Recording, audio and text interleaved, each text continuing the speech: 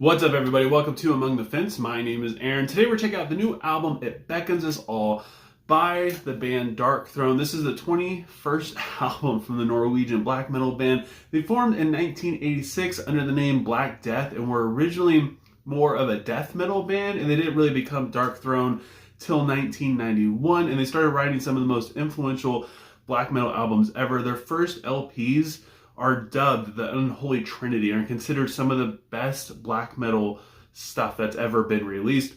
And honestly, I didn't really start getting into them until their fifth album, Panzerfaust, I believe that's how it's pronounced, which came out in 1995. And they have a pretty solid discography with just a few misses here and there, but I mean, like almost 30 years later, they're still writing some top tier music. Their 17th album, Old Star, came out in 2019, and that is some of their best work. And they even knocked it out of the park again in 2021 with Eternal Hails, which was fantastic. And their 2022 effort, Astral Fortress, was pretty good, to say the least. It's not a fan favorite, but it definitely didn't really have any negative reviews. I personally didn't really have anything negative to say about it. And I feel like it was more teetering on the doom metal side of things as opposed to black metal.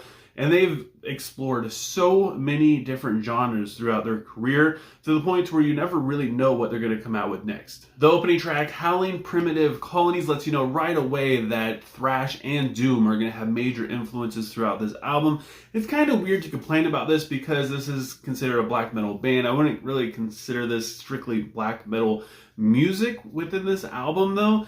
But the vocals just weren't really there for me. They're not really black metal. They're kind of barky. The production was kind of weird, which again, for being black metal, you expect to, it sound like they're in like a gymnasium all the way on the other side with all the recording stuff over here. You know what I mean? So it's just weird to complain about, but it just wasn't really hitting.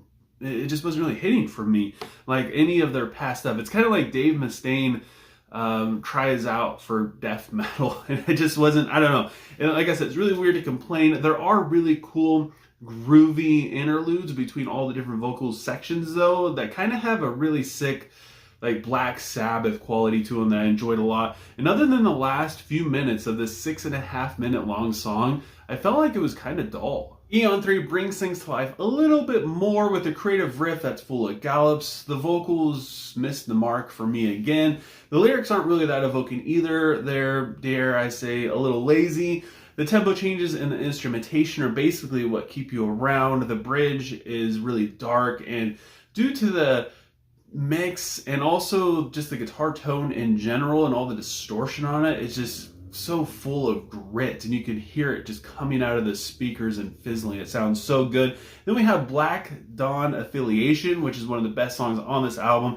It's where the album finally feels like it's coming alive. It feels like it's finally getting to the point and it's starting eventually. The songwriting is absolutely stellar. It's keeping the same kind of guitar flourishes that were found in the little guitar passages on Eon 3. The vocals have a lot more punch to them, and the lyrics are singing about witches' brews and all the things that we want to hear. The progressive nature of this song really keeps you on the edge, wanting to see where it's going to go next. And the 2.5 minute long instrumental is just such a joy, and it builds on the atmosphere, setting up for the next song.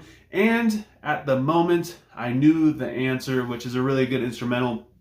It really plunges deeper into that cold atmosphere, and it really gives that, I don't know, it feels dark, but then once it gets to the end, it feels very light, almost like there's this feeling of joy and happiness and kind of a little bit of calmness to it. The Bird People of Norland picks up right where the journey left off. The vocals are a little hit and miss with me again due to mostly like the echoiness of it. It's almost like a really strong reverb, but it's more of an echo than anything else.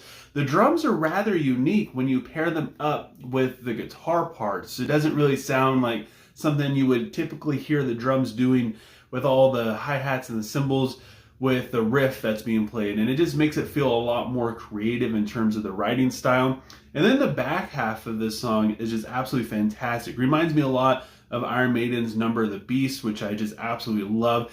Everything about this song, including the vocals, which even though I didn't really care for them that much, I couldn't deny that the music and the vocals are very captivating. The heavy hand is very doom orientated and it slowly becomes more aggressive as the song goes on, but honestly, it didn't really feel like it was going anywhere. And the last minute does get a little bit more dynamic, a little bit more exciting, but if you listen to just the first 30 seconds of this song, you basically have heard the whole thing. Just put it on repeat over and over again, and it becomes very tiring. Then we have the closing track, The Lone Pines of the Lost Planet. This one is just barely over 10 minutes long, with a very icy Nordic intro that's about 2 minutes. The very slow riff really takes its time, as do the vocals, and it becomes, to me, worse, I guess you could say, as it slows down even more. The music eventually does become more dynamic with the guitars harmonizing, but even then it isn't really that alluring.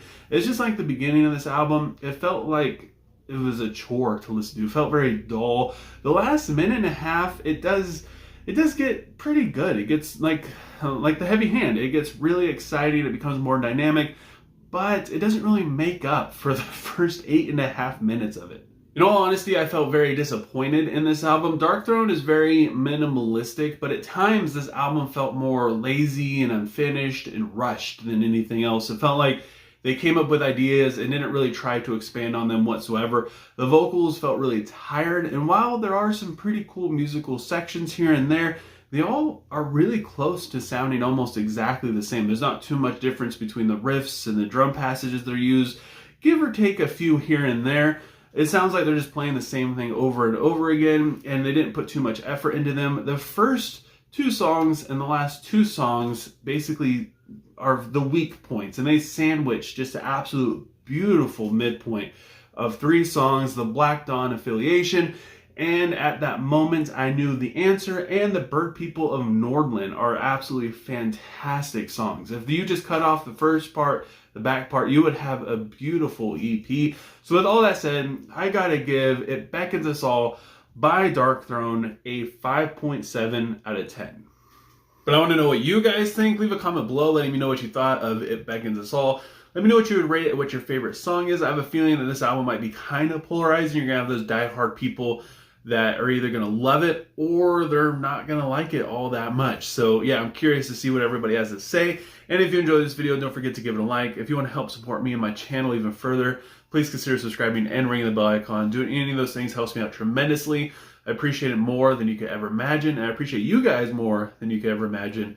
And I hope you guys have a good rest of your day or night whenever you're having watching this. And I will talk to you guys next time.